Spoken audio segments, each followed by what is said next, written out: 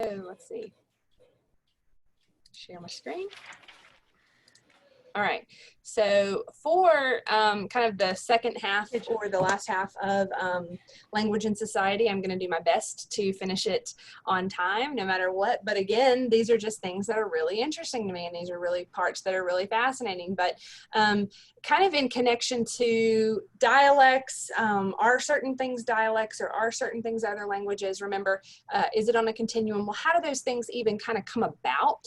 And what happens is, people who speak in any way different, whether it's a different dialect or different language, they have to communicate with one another, right? And then at some point there becomes this mediation of some sort. Well, let's go back and talk long time ago history and discuss these things that are considered contact languages that are called pidgins. Notice the spelling, it is not a bird pigeon, but a pigeon, and a Creole.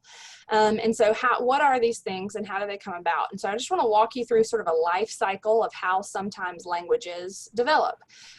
When speakers of other languages come together for trade, colonization, immigration, oftentimes if you don't speak the same language, you've got to decide what you're going to do and how you're going to speak. There's sometimes this rudimentary, what they call lingua franca. Now, lingua franca is the same term that you would use like the lingua franca would be the language at the UN, right? So you've got, if you're German and I'm French and you don't speak French and I don't speak German, but we both speak English, and so we decide to talk in English, then English is the lingua franca right there, right? So whenever you kind of have a common second language of sense, in a sense, Latin was the lingua franca in the Roman Empire. Yiddish has been a lingua franca among Jewish people for a long time. Swahili often is the lingua franca in East Africa.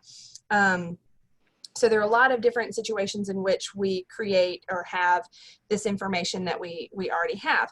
Now, certain lingua francas kind of come up naturally because let's just negotiate what can we both use to speak. And then sometimes people mandate, like all government business will be in this language, and then that becomes a lingua franca.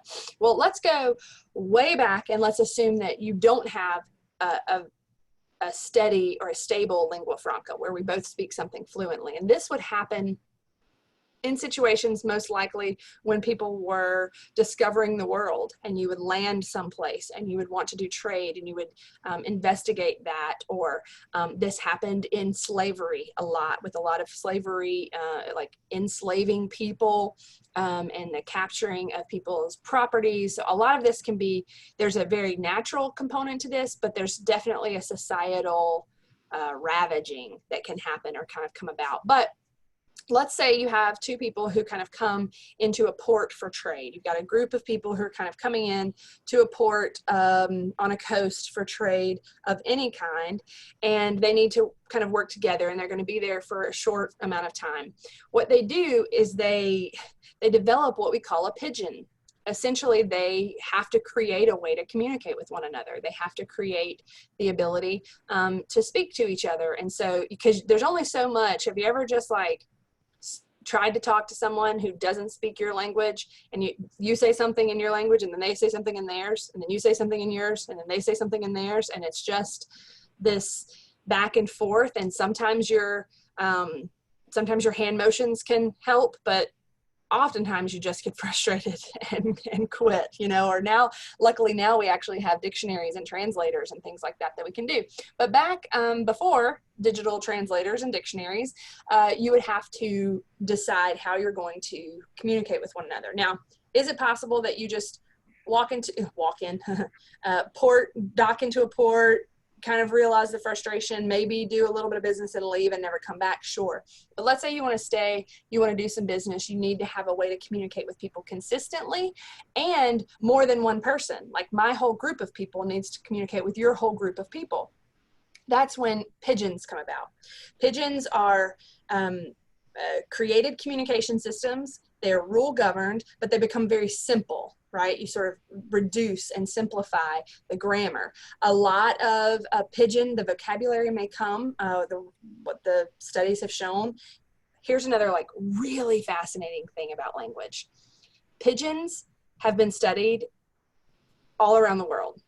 Like all the places where pigeons have occurred. Papua New Guinea has a really famous one. All three ports in Africa, in the Indies, the Caribbean, the West Indies. Those are tons of places where you see a lot of pigeon studies. So you've got, you know, Jamaica, and you've got New Zealand, and we've got these in Africa. You've got these ports of pigeonism that you study, and why this is phenomenal to me. In all of these cases, most of the time, the vocabulary comes from the dominant language, the people who have more people there.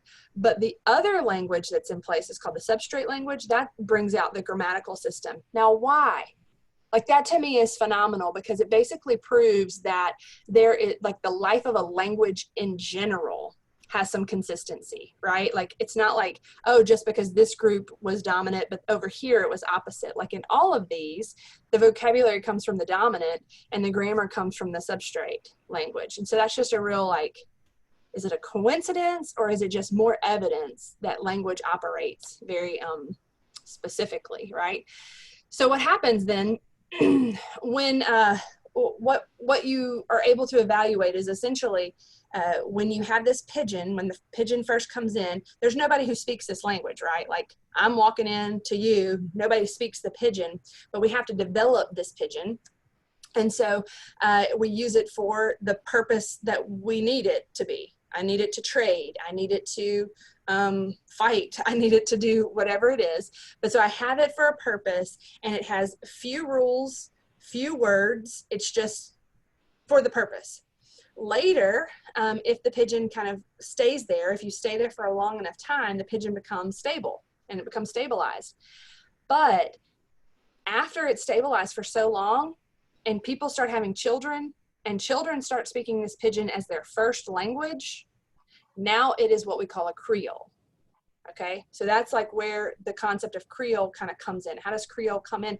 It's this pigeonized language, this mix of languages, which is why oftentimes you hear people speak a Creole. Where does it come from? Was it French Creole? But it's not all French. It's not is it a dialect of French? I don't know. Is it a dialect of English? I don't know, right? Like, where is it? It's because the original language was a developed language for the purposes of contact.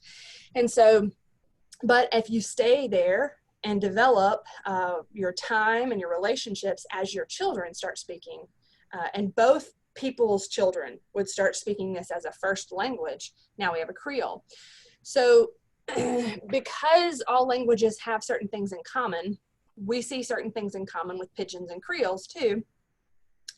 When you pigeonize a language, when you develop a pigeon, it basically is just simplifying. Hey, I need to talk to you. You don't speak my language. I don't speak yours. Let's just get to the basics. We like come up with just what we need, right? If I'm trading coal, I'm going to come up with coal. Like I'm going to get the words I need. If I'm doing oil, like I'm going to know how to say certain things, but not others. So we simplify the language.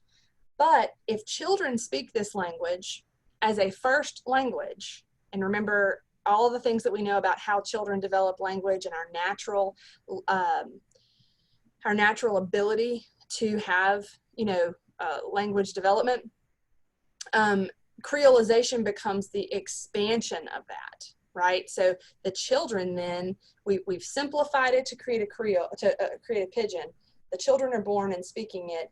They can't live on a limited language, so then they continue to develop it and it grows again into a full-fledged Creole language, right? So it's kind of a cool little life cycle that we have. Again, pigeons are kind of rudimentary, very simple, but they have rules because people have to follow those rules. Here are some of the rules that seem to be very common on all. Phonemes may have multiple pronunciations, which means those allophonic pronunciations are things like they may make it longer or shorter, they may aspirate, they may or may not nasalize. So we may sound a little different. We may have different accents because of the way you're bringing your language to it. Pigeons often lack function morphemes, so you don't have prepositions, tense, linking, helping verbs, plurals, that kind of thing. But what you will do, you can compound words and reduplicate words to expand them. So from Kumtok, which is a pigeon that has been studied. People may say big, big for enormous. So you might have something that is big, or you might have something that is big, big, right? So you see how it's very dumbed down feeling? To stare at something is not just to look, but to look. Chris here has grass belong face. Grass belong face, right? Grass belonging on his face. See this thing? Han belong piscine, the wing of a bird. The hands belong piscine.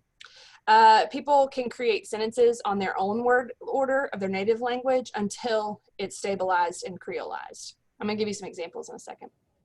Then Creole basically is that evolved language. And so now generations will speak this language. And so the Creole, this is what I just said, becomes just as expressive and complex as any other human language. So now Creoles create, after that is kind of becoming stabilized, Creoles have the inflections, pronouns, compound words kind of get reduced. And so example from Kumtok again, where a sweat was called wera belong skin, then it just becomes skin wera, right? So instead of these three words, you make one compound word in the Creole. So the pigeon would say wera belong skin, but once it creolized, it became skin wera.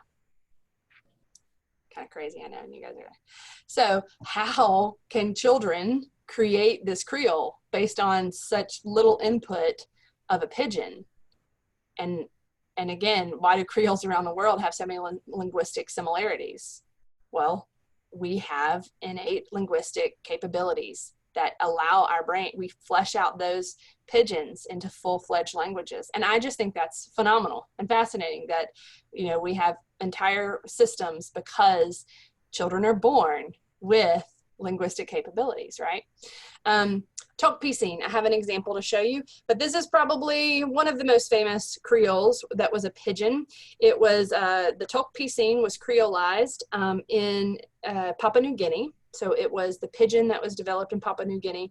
And the reason I say it's so famous is because now it is the full-fledged language of Papua New Guinea. I'm gonna show you two different Creoles that kind of came about, one in America, but this one has become so dynamic that it has its own writing system, literature, and it's used in the parliament in Papua New Guinea. So let me show you my examples real quick. Let's go. That's a Pidgin English. Well, I'll show you this. This is a Pidgin English in Nigeria. I try to find short ones, so I'll tell you this. See if you can listen.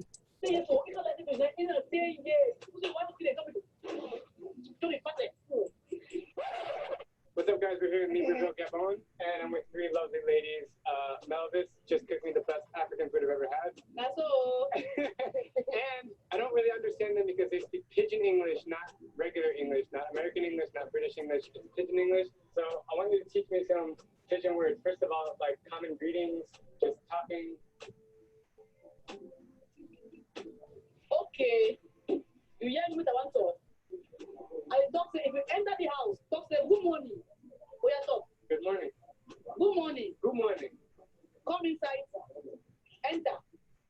Check English. That's Pidgin. Come inside. Enter. Good morning.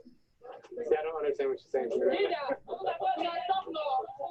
You want job? Do I want a job? Yeah, you want job? Job. So instead of you want to eat? Oh, you want to eat? Job. Yes, job.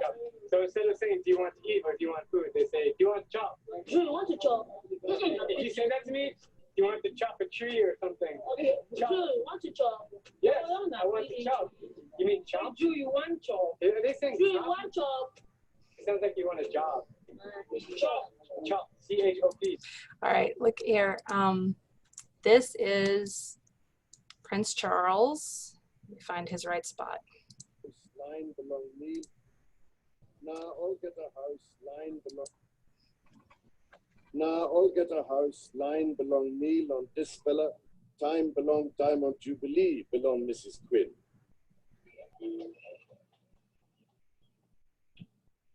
Me talk pissing all right. Me talk pissing all right. Right, so he's got this. So you hear this like choppy thing. It's like, how is this actually a language? But it is a full language. How many of you have heard of Gullah? Gullah off of the South Carolina shores. Oh, really? Gullah is, so what we also see through Pidgin and Creole, a power move of slaveholders was to not allow, or to try not to purchase and enslave people who had the same native language, right? Because they did not want uprising. They did not want, language as power, right? And communication and having this. So it's sort of well known that historically slave owners wanted to have fewer people who could communicate with each other as they could. In some parts of the state, and they did try to teach them English, right? Which is why we have people who have spoken English that were previously enslaved. In part of South Carolina, off of the coast of South Carolina, there are these islands, I'm trying to think, barrier islands, right? And it was very common in South Carolina to have enslaved people, and but they were not as concerned about the language piece because they were on islands, right? So the runaway piece was not as, basically they didn't feel as threatened. These slave owners didn't feel as threatened. And so it has been studied that the enslaved people there had a longer time of consistency being together.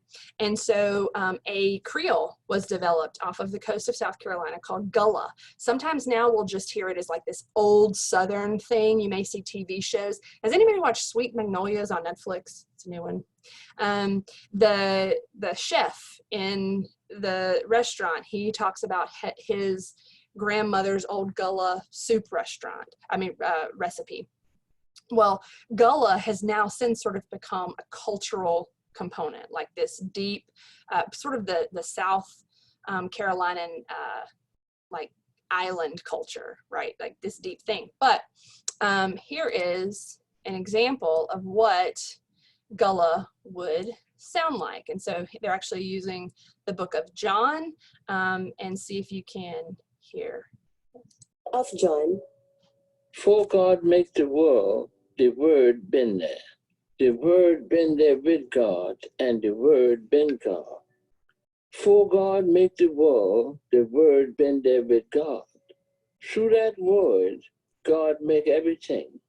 And nothing in the whole world what God make that been done without the Word. The Word is the one where all life come from. And this life here, the life, what to make all people see the light. The light to shine in the dark, and the dark ain't never been able to put out that light. God sent one man to come into the world, and that man named Ben John. He come to tell people about the light, so that everybody can believe when they hear what he say. John himself ain't been the light. He just come to tell people about the light. Okay, I'm gonna stop there. Oh, I wanted you to see that one. Can I say something right quick? Yeah. I was unable to read it and understand what he was saying, but when I closed my eyes and just listened, I understand it perfectly. And it was kind of weird. So I'm wondering, do I speak Gullah? Well, no, I mean, it was just weird. But at the same time, here's what I want to say about that. That's what people think if you only listen, because I'm gonna mute you. I think there's some noise in your background. I got you. If you only listen, people will think, oh, that's just somebody who doesn't speak English. That's somebody who doesn't speak English good. They don't speak good English. They don't speak standard English, right? What they don't pick up on, if you actually study the evolution of the language, is if it's a full Creole, again, you're pulling vocabulary from one place, grammar from another, which are all these background African components, which includes some of the sound system here. So that's where the delight, right? John himself ain't been the light. Now that sounds like country. John himself ain't been the light, right? You can kind of see how we go there with some of that. Now, some of our African-American vernacular and deep Southern English comes from this is all sort of mixed in, because I could hear someone saying, John himself ain't been the light, You see what I'm saying? I could hear that. But when it's written and you follow, you see, it's just come for tell people about the light. When you read it in this way, you actually see that there's order, construction. You can actually analyze the syntax of all of these sentences, right, to kind of see the wool. So this is not written phonetically, right? This is not a phonetic transcription. Gullah has a written form, and this is it, right? So it's not a non-literate language anymore. At first, it was, right?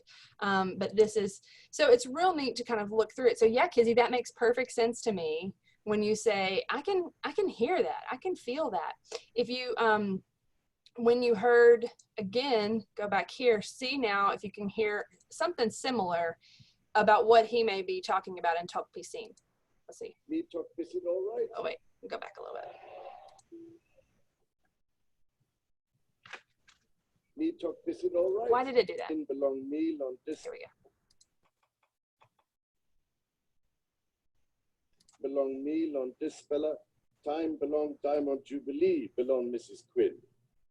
Right, so the time on the Jubilee, right? Because they're there for the British Jubilee, the Queen's Jubilee. So if you know some of the context, specifically even when we were looking at the Gullah, some of the context there may be much more familiar. We may have heard those verses before, heard those words before, right? And so you can find a lot of information. Here's some things, you know, on Tok Pisin, you've got gut for good, hamamas, house for house or building, house boy, house mary, house money is a bank for house money, right?